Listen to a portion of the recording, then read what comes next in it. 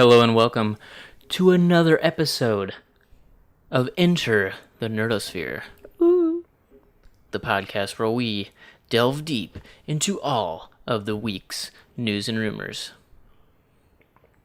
Yes. I'm joined as always and forever by my brother, Corbin Presson. I am your brother. Mm-hmm. That is for sure. I didn't come up with a bro thing because I didn't do one last week with our introduction of Enter the Nerdosphere, and I thought maybe we should leave that in the past. I don't know. Torres looks forward to them. Does he? He does. But we don't have, I used to theme them based on our topics in this show. So what we have to say is, not that we're trying to advertise our other podcasts, but Torres, if you're looking for that bro quip, I'll do it. Go to Nerdosphere Reviews. Yeah, our Nerdosphere Reviews show, where we review a topic of some sort, whether it be a movie that just released, a show, some sort of topic that we would just want to tackle. Right. Like why Tron 3 isn't a thing. Exactly. That's the example I was going to use. Oh. But we talked about that already. It's true. Actually our most popular video on YouTube. It's true. A lot of people are wanting that next Tron. To our Safari Zone vlog, which reminds me, you didn't post the Pokemon vlog. Because I'm still working on it. What do you mean you're still working on it? We promised these folks... It took 48 hours to get the Star Trek review off the ground because it wasn't exporting properly. We promised these folks a certain amount of videos per week. I know, and it doesn't look like we're going to be doing a new vlog this week, so guess what? They're still getting a vlog this week. If there was a Magikarp nest somewhere nearby, we could do a vlog. But all the nests changed. But we won't talk about that. We'll talk about it on the Pokestop podcast. Bonterra Lake still spawns a bunch. Are you sure? Have you been there since the No, shift? But I asked in the local Facebook group, and people are still saying that Magikarps pop there quite often. Okay. Well, how have you been? This is the only podcast where we do chit chat. So how are you? I've been doing fine. Please sell me on that. Just got a lot going on. Doing a lot of this stuff. Trying to finalize a logo, which isn't working out, as we both know. But we have a really swanky intro that you'll see now. No, they'll have seen it already. What? It's the intro. Yeah, but we sometimes have like a little quippy quip before the intro. If there is, it won't be that. But how awesome would that have been? No. And now the conversation's happening now is after the intro. It'd be awesome. No. It would be awesome. Anyways. Can't even humor his bro. So. Well, I've been doing great. Thanks for asking. Yeah. Great. Wife's back at med school. Looks like I'll be transferring stores. Looks like I'm going to be helping stabilize one of our danger zone stores in our district. But ironically, it also has potential to be the most profitable store in our district. So it just needs a good whip into shape sort of thing. Nice. So I will be a part of that group of people going over. Well, good. And that would be in 2 weeks. That's soon. That's quick. Yeah, because my store manager said that. Do you get the same shifts, or are you gonna be all over the place? Hopefully it'll be similar. The store manager that's going over there at the same time as me knows that I primarily work mornings. She wants me to work at least one close a week so I can try to stabilize standards. But I should hopefully be what I have been to a degree. I work there tomorrow as a borrowed partner. So we'll see how that story is. If I have any sort of last minute doubts, tomorrow is the final day where I can say, never mind. But that's not going to happen. What if you get there and it's just terrible? Because there's a difference between going to a store and whipping it into shape and going to a store that can't be whipped into shape. What if it is so far gone Like, let me give you an example in Walmart terms. There were many stores that you could go to help better the store and shine and help your image and your reputation and move up quicker. Then there were stores that nobody wanted to go to because they were that bad. And they even had to go to the point where they were offering sign-on bonuses to entice new management to go there because nobody would voluntarily go there. Maplewood being one of these stores. My store manager gives me the impression that it might be that scenario, but I'm double downing on myself that I will prevail with the good crew going over. A big part of a store like that not being fixable is the clientele. Really? That was Maplewood's problem. Theft was really bad. The clientele was just like, it's one of those stores where it's like over the top, just issue after issue after issue, whether they be issues or not. There are always issues.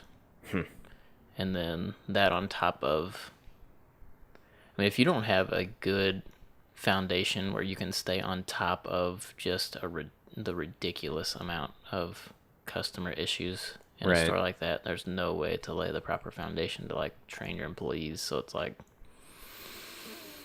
I gotcha. You know, it does a lot of sales though. Ton of sales. Yeah. So we'll see. Cross my fingers. I'm going over with another like really, really good shift from a store, and I've worked with her before, and she's part of the reason why I want to go, because the one time we worked together, we worked really, really well together, and she and I had like the same mindset, so I think we'll be a really good team going in. So Sweet. I'm remaining positive. Positivity. Cool. But that's all I got. Cool. Well, I don't really have anything else. Cool. Well, do you want to just... Let's open up the interwebs, grab all the grains of salt, and get into the news and rumors. First off, Jason O'Mara, Batman voice actor veteran. He's the one who did Young Justice in almost all of the recent animated films. When Kevin Conroy is not doing it, he's usually the one doing it. Correct. He is coming to S.H.I.E.L.D. Season 4 as the new director. So when they left the cliffhanger at the end of the last season that there's a new director, it's actually just someone completely brand new, and it's not a twist or a cliffhanger at all. While his character's name remains secret, Marvel did say that his roots go back to the 1940s. It doesn't even make sense. Jeff Loeb, well, the comic, like the character's roots. Gotcha. Jeff Loeb had this to say about the casting. Bringing Jason into the mix as the new director of S.H.I.E.L.D. forces everyone, particularly Coulson, to reevaluate their role in the agency. Jason has both the physical presence and acting dynamics that will connect with and challenge even the most loyal agent. As of right now, since that's all we have, speculation points to some sort of reiteration of the original Nick Fury, or Jim Hammond, who is the android Human Torch from the 1940s. Obviously, these are both grasping at straws, but it's kind of all we got right now. So, is he the type of voice actor, like when we see him on screen, will we hear Batman's voice? Or, like Peter Cullen, like he talks and it's Optimus Prime. Whereas some other actors, like Nolan North, he sounds like Nolan North, but then when he's playing Drake from the Uncharted series, you know, he sounds like Drake. It sounds like Drake. It's not that big of a difference, but it's big enough to where I don't know. You can tell. So, like, is he going to be sitting behind the director's chair and we're going to be, like, having flashbacks of Young Justice? I don't know. I just feel like I picture him just, I don't think I've ever even seen him sitting there, like, super monotone, like Batman was in Young Justice, and, like, laying out this plan, like, we're going to go attack this place and then go do this and then go do that. And then I don't think I've ever seen him in an interview, so I'm not sure what he sounds like. Because even Kevin Conroy lowers it a bit to become Batman. Yeah. Harley. I mean, I don't do Kevin Conroy, but that's like what he does. Anyways. Next. James Gunn reiterates on his Facebook page that there are 0 Infinity Stones in Guardians Volume 2. And he previously stated that Thanos would not make an appearance in the film.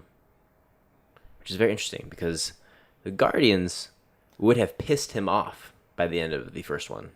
Not necessarily. I mean, they have the stone that he wanted and killed Thanos.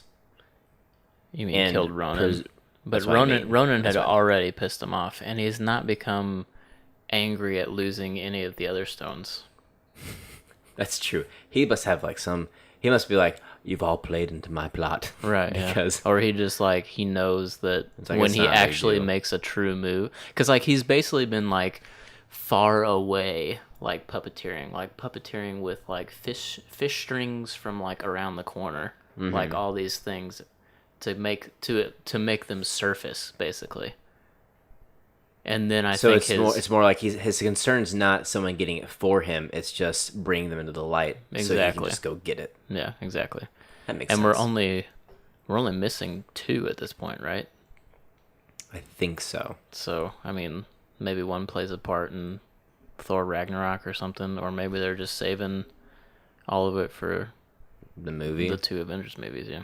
Maybe one takes place in Doctor Strange. Maybe the Eye of Agamotto. Or Agamotto I mean, we is- talked about that before in a podcast that maybe, because which ones are left? We've gone over this before. We have but the time gem is left, and the soul gem is left. yes. The soul So gem is the one that either- allows you to bring people back to life. And the time gem is time travel. Be interesting if the time gem was involved somehow with Well, the one, Doctor Strange. because the one in the trailer of Doctor Strange says, "I've spent years looking through time True. for you." So Maybe she has the time gem.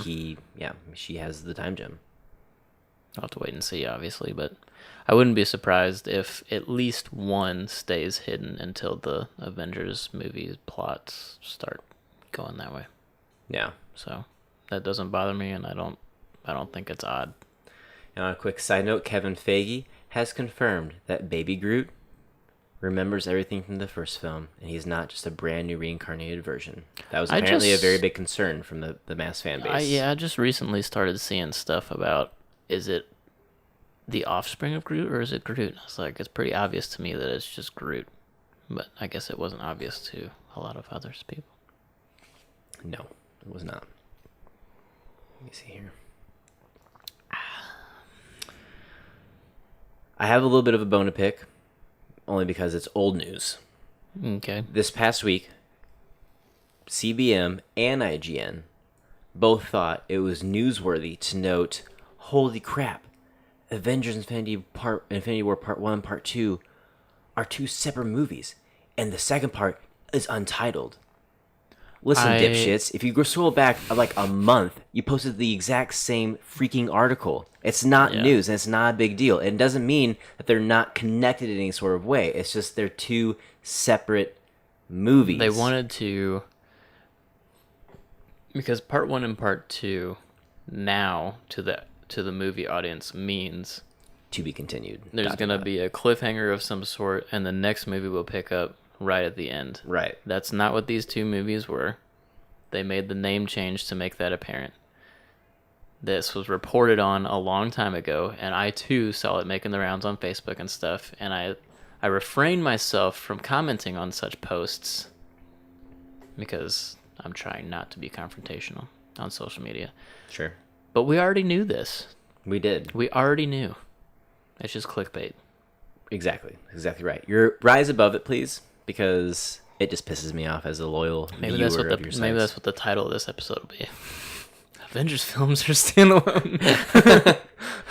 But the 2 screenwriters who are writing those movies, Christopher Marcus and Stephen McFeely, whose writing credits are also on Thor: The Dark World in all 3 Cap films, so Cap, Winter Soldier, and Civil War, did catch up with Yahoo Movies to chat about the scripts and how they are writing the scripts in tandem. And they are both quoting as saying, "We're many drafts in. We're on the 3rd draft of movie 1 and the 2nd draft of movie 2. We're writing them in tandem as much as we can.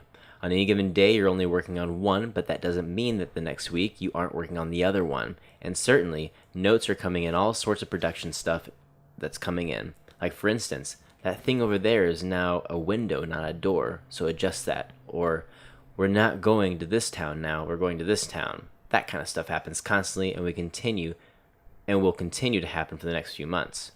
when we lock ourselves in a room with the Russo brothers and a couple of execs from Marvel, one wall has cards for movie 1, and the other wall has cards for movie 2, and another wall has little baseball cards of every character still alive in the Marvel Universe, down to Darcy's boyfriend in Thor 2. Literally, anybody who did not die has been established as alive.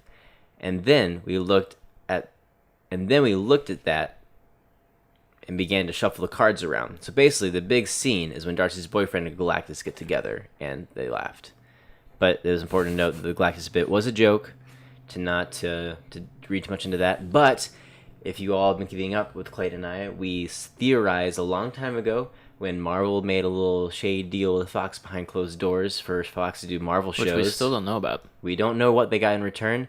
We think it was Silver Surfer and Galactus. That is our theory, because when Daredevil and Ghost Rider were returning back to Marvel, they tried to bargain and say, you can keep that, just give us movie rights to those two characters. Mm-hmm.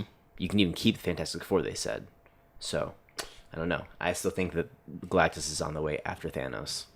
I think so too, and it would make sense that they're not talking about it at all, because they wouldn't start laying the seeds until after this, I would dare say, arc is completely over. The last end credit scene of the second Infinity War film will be Silver Surfer flying. Yeah. Showing, like, standing outside the Earth, looking down on it or something. That's what I think. Margot Robbie had to learn to hold her breath for 5 minutes underwater for a crucial scene from the Suicide Squad. Oh. This is very impressive. But the reason why I brought this up is because CBM had a really funny way of writing this article, and I really wanted to point it out because I couldn't help but laugh when I read it. Okay. So this is from comicbookmovie.com, a site that I love, but my goodness, this is hilarious. Last year, well, first I'll say it. Suicide Squad doesn't arrive for another 5 whole days. This was a few days ago because it comes out this Friday. But it's a pretty safe bet that Margot Robbie's fan favorite Harley Quinn has already stolen the show. Last year, we saw Tom Cruise hold his breath for over 6 minutes in the critically acclaimed Mission Impossible Rogue Nation. And this year, we have Suicide Squad star Margot Robbie nearly one-upping him by learning how to hold her breath for 5 long minutes for a major underwater scene. Tom Cruise held his breath for 6 minutes. Margot Robbie nearly one-upped him by learning to hold it for 5. No, she didn't even make par. No, yeah. I don't know. It really, I really just got me. That's an odd way to put it. He nearly one-upped him by -1 minutes. Nice job, guys. Anyways, but that's impressive. Like, I can do maybe 3 if I've been laying down for doing nothing for a while. In my heyday, when I was like playing the saxophone and running track, I could hold it probably 4 minutes. Like, if I really forced myself. Mm-hmm. Which also, did you ever see Rogue Nation? No. Okay, well, the underwater scene is really, really, really intense and, like, makes you sweat. He does all his own stunts, too. And now that I know for a fact that he actually held his breath the whole time, I'm like, whoa, man. Dude, crazy. Actually hanging off that airplane. Goodness well, the one in Dubai in Ghost Protocol. Yeah, he actually climbed up that building. That one was like, I've never actually been on the edge of my seat in a film before until I saw that movie, and I was like, "This is what adrenaline rush is like." I wonder how he gets away with that, because most of the time, I wonder if it's just because he's Tom Cruise and he's like, "No." I think it's probably because he's EP in a lot of his stuff. I guess that might be true. I was just thinking, insurance purpose-wise, that's why a lot of actors nowadays don't do their own stunts, or they try. Some try to do as much as possible, but insurance, like, no. Maybe he doesn't cover himself in his own movies or something, so that there's no insurance company saying blah, blah, blah. That'd be cool. Or maybe he just doesn't care. While we're on the topic of comicmovie.com, Tom Holland spoke out about the shown footage from Comic-Con, but I thought it'd be easier just to read the article that CVM posted because it was well written. One of the scenes shown during the Spider-Man portion of Marvel's CDCC panel featured Peter Parker in class sneaking to watch footage from his airport battle with Giant Man. According to Tom Holland, Peter Parker's having a little trouble going back to his regular life after traveling out of the country to mix it up with the likes of Captain America, the Winter Soldier, and Falcon. Were they out of the country at that point? Mm-hmm. They were. Where were they? I can't remember, but they were not in the U.S. because I even remember, like Tony talking about with Peter. They were in London. They were at the UK. or the UN. Because remember, they had just escaped from the Winter Soldier was being held captive with Baron Zemo at the UN. They were all still over there. Yeah. Okay.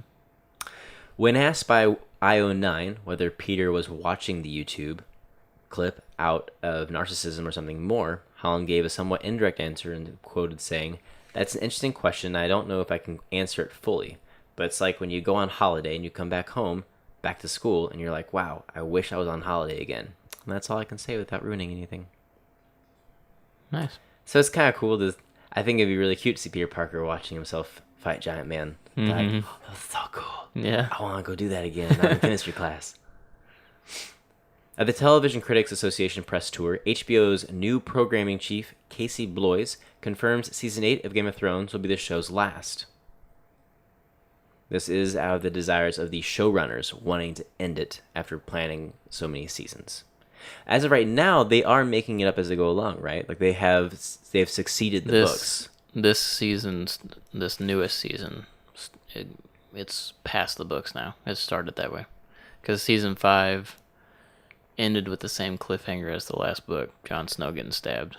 Spoilers for anybody who's not up to Season 5. Does Martin still want to finish the books, or is he just like, whatever?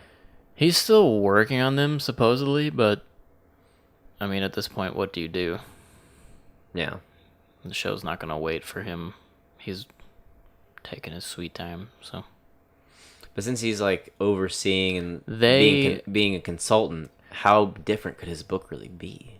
They know the general overarching story and how it ends.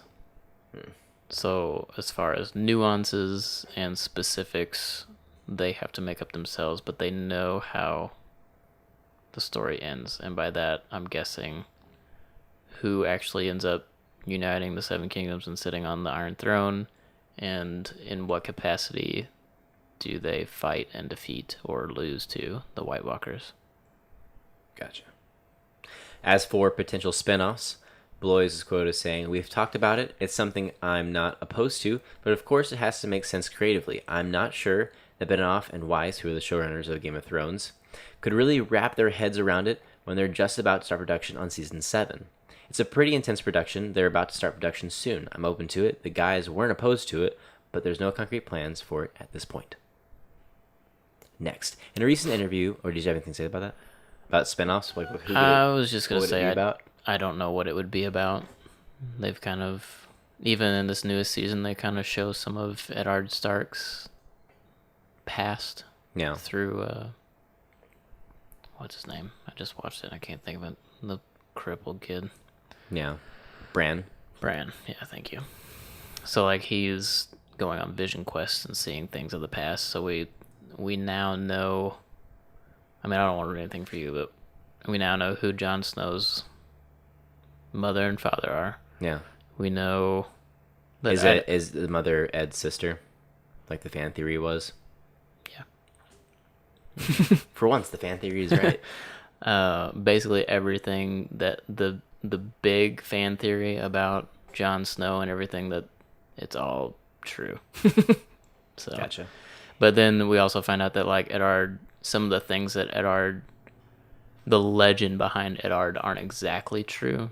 Mm. And that's why, because they had to protect Jon's actual parentage. So I don't know how much more you could do, because those mysteries are already being solved. Yeah. So where do you go? Like, do you actually do a show about, like, Robb and Eddard, like, leading the rebellion and taking over? Like, I don't know that I necessarily need to see that, but I don't know. Or do you go somewhere completely different in the world? That'd be kind of cool. Yeah. I don't know. Next, in a recent interview with Screen Rant, Brandon Routh told the site, in regards to Legends of Tomorrow Season 2, "Well, we're going back to the 40s for the JSA. That's where we meet the JSA. And I think we'll spend a fair bit of time where in different countries within the 1940s. It's the focus of the first couple episodes, and there's a couple times we go way back. I actually don't know how much I can say about where we go. I'll have to ask Mark Guggenheim, that question. I mean, further back than we've gone. Well, to one extent, we go way back. But for a portion of it, we go pretty far back. So some people are theorizing that we're going to go back to ancient Egypt and get a final farewell to the Hawks, which who cares if we ever talk about them again because they were so poorly done. Yeah. I have faith in the second season. The concept is interesting. It's the concept. Legends of Tomorrow is a show that if you want to watch a show on concept, man, it's awesome. They just need to forget about that show. Cancel that show. JSA is going to be... Stop. JSA is they cool. Need to cancel Legion that of show. Doom. They need to cancel the Arrow, and they need to focus on the Flash, Supergirl, and then bring back Constantine. Quick side note. One of the episodes that's going to have Superman and one of the episodes that Superman is going to be in, of Supergirl, is going to have a giant fight scene between Superman, Martian Manhunter, and Supergirl. Which is going to be awesome. Maybe. Anyways, next. Cats Out of the Bag and The Flash will make a small cameo in the beginning of Suicide Squad. And it's in reference to some scene with Captain Boomerang. Yeah. Okay. And there's only one after credit scene, and it's mid credit. So don't be confused by what I just said. There is one mid credit scene, and there's no after credit scene in Suicide Squad. So if you're listening to this and you're gonna go see it this weekend, you do not have to wait for the final credits to roll. Roger that. Sony hires Bad Boys 3 director Joe Carnahan to write Uncharted script. Directing is out of the window as it would conflict with the before-mentioned film Bad Boys 3. As for his thoughts on the gig, he says, archaeology today is in and of itself an antiquity, but that world has always fascinated me, especially when you go to a museum today and wonder how a piece got there to begin with. Plus, the property itself is so popular that it was hard to turn down an opportunity to work on it. So we get a little bit of insight since it's conflicting with him directing Bad Boys 3. Early production would have to begin sometime next year. And also, they are still moving ahead with this movie, which infuriates me. I'm fine with it if it complements the video game. This generation sorely needs something like Indiana Jones. And Indiana Jones is not going to be it. Even Nolan North talks about how he doesn't think there should be an Uncharted. And it's not out of a form of narcissism. He says he wouldn't even be good for the part in a live action. Well, he's talking about Drake. He doesn't think anybody can properly embody Drake, including himself. Which I think is true. And is awesome of him to say. Yeah, but... And the games themselves are so cinematic. I mean, they are movies. Yeah. That's why I say it should be something that complements him. I don't... It should be another... Drake had other adventures. It should be treated as canon and... I don't know. Kind of like the Last of Us movie. The Last of Us movie is actually being written by the same guy who wrote the game. I just don't think it's needed. Is it needed? No, but if done right, it could be really good. The Rocketeer gets a sequel, and it's called The Rocketeers. And here's the synopsis. I saw this. Set 6 years after the original Rocketeer, and after Secord has vanished while fighting the Nazis, an unlikely new hero emerges, a young African-American female pilot who takes up the mantle of Rocketeer in an attempt to stop an ambitious and corrupt rocket scientist from stealing jetpack technology in what could prove to be a turning point in the Cold War. Can I smell gimmick? Yeah, and didn't the first one take place before World War II? I mean, the Nazis were because the Nazis were a thing, but they weren't it wasn't World War II. True. So 6 years later, so we're talking pre-1942, right? Isn't that when World War II started officially? So we're talking pre-1942, most likely in the end of the 1930s is when the first one takes place. And we're saying 6 years later is the Cold War? That's what immediately I thought of when reading that synopsis. Because the Cold War happens after World War II. I'd have to look up specifics, but it doesn't start immediately after. No. We're talking 50s, 60s. Cold War lasted a long time, but... That's not 6 years after the first Rocketeer.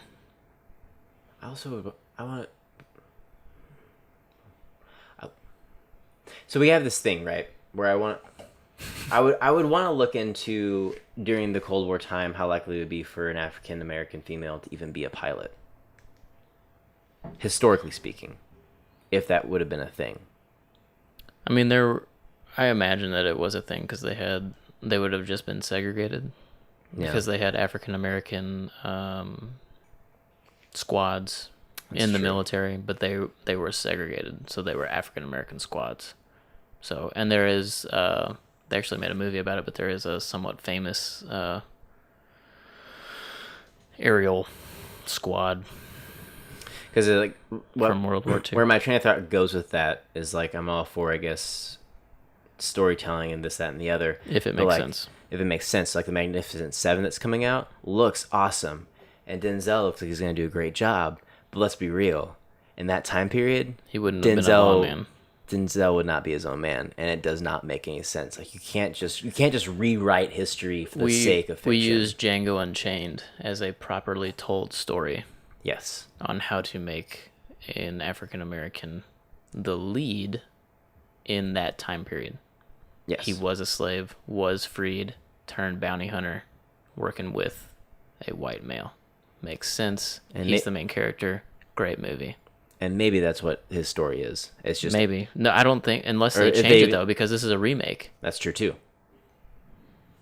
Not a reinterpretation. Do you want me to go on to the next one, or are you looking up stuff about this point? So the Cold War started in 1947. So a little bit sooner than I thought, actually. I thought it was closer to 1950. Let's see,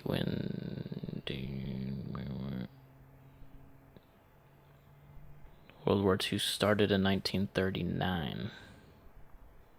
So I was off on that too.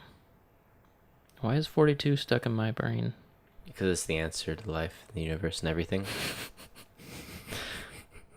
Welcome to the Nerdosphere. Next topic. Don't expect the new season of Daredevil and Jessica Jones until 2018, but Netflix has addressed the desire from fans to have less downtime between each season. Quality is their priority over quantity, but they seem determined to figure something out. It sounds like they want to have like almost 2 seasons a year, but the head of Netflix did address. He goes, I don't know if it's possible to show something out that fast and it not affect the quality. And they really want to keep quality where it's at. They do that with their other kid shows, though. They spit them out all the time. Voltron's coming out soon. Woo! I think later this year. I don't think that it will affect the quality. The thing with something like Netflix, though, you binge watch it. Like, it all comes out at once. Right. So when it's time for the next season, it has truly been a year. Whereas regular television, it's been 6 months. Several months. Yeah. You know, if it's a good quality cable television show, 6 months maybe. Yeah. So that's very true too. I think that they should push them out a little bit quicker. Maybe not twice a year, maybe 3 every year and a half or something. You know, like every 8-9 months you have a new season. Yeah. But you have everything rotating in, so you always have so there's always a Netflix Marvel every show. Couple months there's like, instead of 2 a year, maybe 3 or 4 a year. Right. And then have them intertwining. Because we have Punisher coming out soon. Yeah. Or being worked on. You know they're going to expand on more. So. Yeah. Grant Gustin says that he would love for Joss Whedon to direct an upcoming episode of The Flash after meeting him at San Diego Comic-Con and learning that Joss has seen every episode of the show. I will say, Grant, that unless you somehow turn into a female Flash, I don't think he's going to direct your episode. Because that seems to be the only thing he cares about right now. Is, I'll do it for you, if it's a female. Who are we talking about now? Joss Whedon. Yeah. I'm done with, I said it last week, I think I'm done with Joss Whedon. He doesn't need to come back. And on the final note of my news and rumors, I wanted to end on a positive note. Gareth Edwards has spoken out about Star Wars Rogue One and said despite the fact that he probably will get in trouble for saying this, Han Solo does not have a cameo, and he felt it was truly important that this was laid to bed. Thank you, Gareth Edwards. And he even finished off by saying how it takes place in the timeline. It would not make sense. Thank you, Gareth. Because they're already talking about more Han Solo movies, and I'm like, I'm not even on board with this first one. Can we just slow your roll for a second? Because Han Solo, for me, as a avid Star Wars fan, is and always will be Han Solo. I don't care how good. Harrison Ford. Han Solo will always be Han Solo. Synonymous. Han Solo will always be Harrison Ford. It doesn't matter how good this other person does. He will not live up to it. He will not. There's no way this movie will ever be considered great. There's no way. No way. You could go to it and say, yeah, that was good. There's no way. Because he will not live up to it. It's impossible. The hype is no. First of all, the Star Wars hype is the bar for Star Wars in general. We've talked about before, has already been set impossibly high, and it actually worries me a little bit for the future of the numbered episodes. Right, because there's no way Episode 8 will do what Force Awakens did. And there's no way. And after they got their fingers into Rogue One, they'll probably be like, "Well, we gotta change the formula. We gotta change it because we need to make that money." You're not going to. You're just not going there. It's still going to make a ton of money. It might even break some records. It will not do what Force Awakens did. No. It will not. So you have that high bar already set, and then you've got the high bar of Han Solo as a character set. This movie will disappoint. Yes. It will. You will not walk out of that movie and think that needed to be made. My Han Solo itch is scratched. You will not. I mean, you will, like I said, you'll walk out of it probably thinking that was a pretty good movie. Yeah. No more than that. It's also important to note that I don't think I talked about this last week, but this was news from last week. The Han Solo funeral that takes place in the Star Wars universe takes place between 7 and 8. So we won't see a Han Solo funeral. That's fine. I don't need to see it. So, in case anyone was wondering that we might get something of Harrison Ford in the next movie in some capacity, whether it be a body or flashback or some ghostly figure. No, I didn't expect that. I even, back when they were first rumored that there was going to be a Asian Jedi in the Han Solo movie, which actually was an overlapping rumor, I think, in regards to Danny Yen's character in Rogue One. Yeah. I knew that wasn't true. Yeah. So that's all I have for you this week. It was a pleasure. It was nice. Yeah. Lots of sweet news and rumors. Yep. Until our next episode. Stay tuned for our other podcasts coming out this week. Our Pokestop podcast will be doing its episode 2. Our Nerdosphere Reviews will be doing its official second episode. I believe we're going to be discussing Stranger Things, the new series on Netflix, which is taking the world by storm. For those who watch it anyways, man, that show's so good. So, be sure to, of course, as always, like us on Facebook, subscribe to us on iTunes, leave us a review on iTunes. We'd love to hear what you think of us. Like, comment, and subscribe to YouTube, as we are focusing there to those who want to love us there. You can also follow us on Podbean if you do not want to listen to us on iTunes. And what is our email? Is our email changed yet? It's nerdosphere@gmail.com if you would like to get in touch with us. You can always email us at nerdosphere. On that note, all of our name changes are official. Even on Twitter? No, I was getting to that. Oh. So Facebook is now Enter the Nerdosphere. YouTube is now Enter the Nerdosphere. Podbean is now Enter the Nerdosphere. So iTunes, therefore, will be Enter the Nerdosphere. Twitter has not changed yet. We are still at CP2Degree. We are avidly looking into a Twitter handle that makes sense with our brand because at Nerdosphere is taken from a St. Louis-based website that hasn't used the handle since 2011. So we're going to try to nab that. So, and if we can't, we'll keep you posted on what the new Twitter handle will be. That is correct. So, of course, for everything in the Nerdosphere, keep it right here. We'll see you next time.